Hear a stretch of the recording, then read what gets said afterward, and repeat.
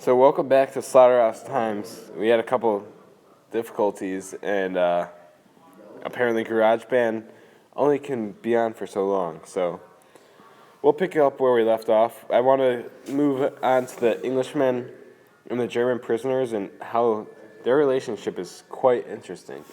They become friends, and I mean, you got the Great Britain, they're versing Germany in World War II, and yet these people can find a friendship, and I mean, it actually turns out to be pretty amazing.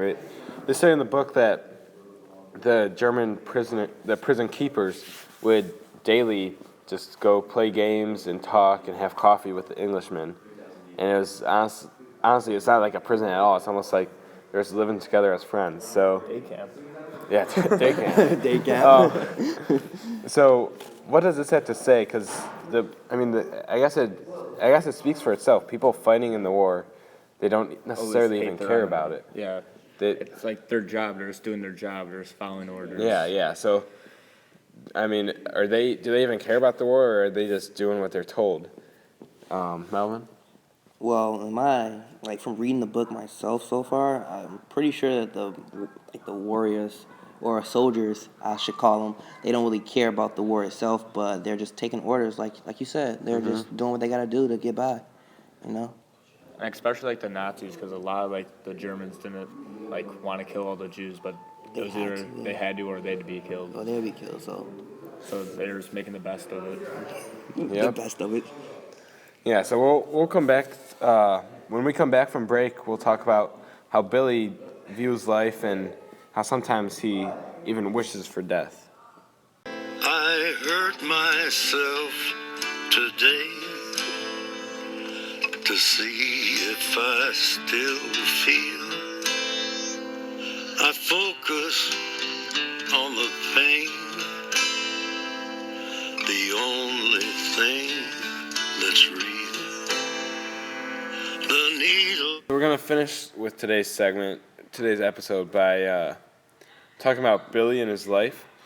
So Billy accepts life as it is, and sometimes he even wishes for death, which is sort of an interesting way to view life, and it's totally opposite of the view and the outlook that the hobo has. But Billy just doesn't really care, and it relates to a lot of people and a lot of lives in today's world. So, Melvin, we'll start with you. What do you have to say? Well, the way Billy thinks, it reminds me of today. I have a lot of friends who are actually in gangs and who participate in gangs, and their mentality is that they don't really care, and sometimes they look for the end goal of just dying, and they go about themselves just pretty much like savages, and that's why we get the term savages from in Chicago. I'm serious. Wow. We get that from that. There's a little fun fact for you. Yeah, I mean, I don't know. There's so many people that it seems like they don't care. Like, if you look at terrorists, they obviously don't care about their own life. Or, like, the Japanese in World War II, the kamikazes, they don't care about their lives either. Why do they have helmets, you know? I mean, they want to feel safe. Yeah, Miles, do you have anything to add to that?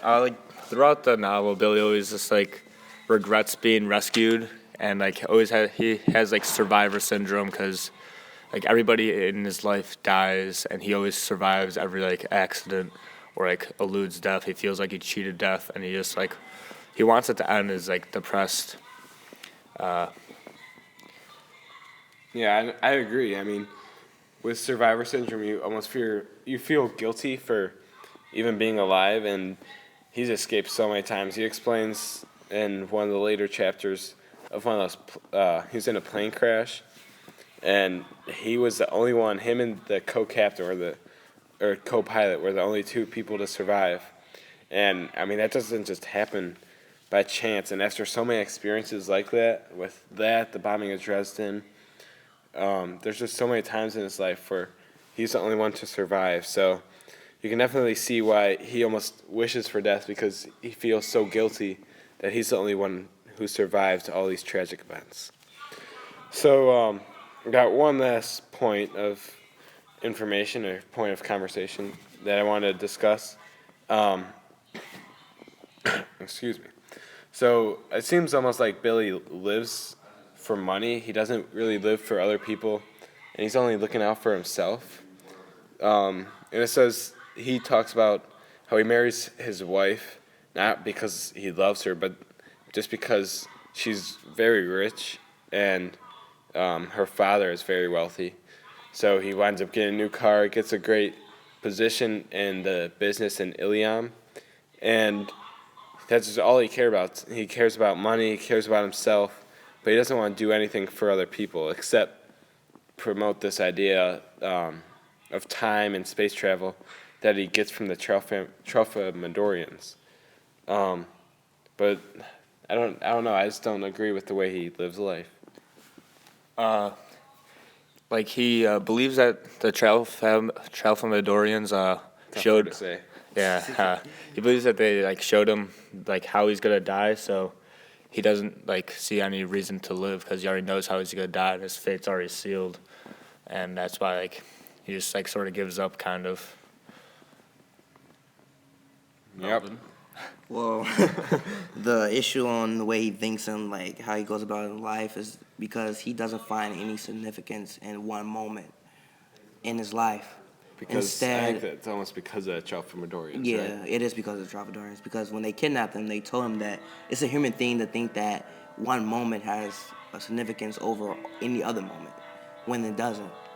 So he's going about his life as the Tralfamadorians would say. It's just a stretch of mountains, and it's not.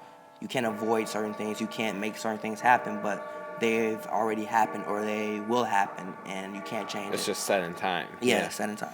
Yeah, so I think that's interesting that, I mean, he almost believes that his life, the timeline of his life, is already set out, so he can't affect it. So if he wishes for death, it's not going to come until his Yeah. time's up. If he wishes to live, he's going to... He already knows when he's gonna die. He knows when he's going to die, exactly. So it's gonna be miserable in either way. Exactly. He's just a crazy old bag to me, but that's just my opinion. So that wraps up today's session of Slaughterhouse-Times. Can't wait to see you next week as we discuss chapters 7 to 10. Thank you.